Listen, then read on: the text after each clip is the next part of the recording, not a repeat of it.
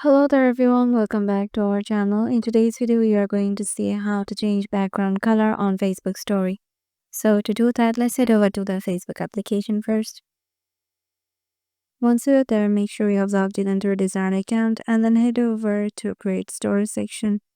And in here, just add on a story. Suppose I'm adding this one.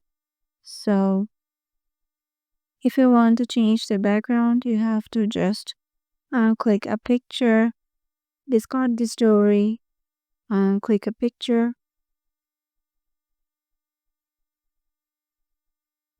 or you can love it. Just go back, discard your story, and let's say how we can get, let's say, a text story. So as you can see, there is a text story in here.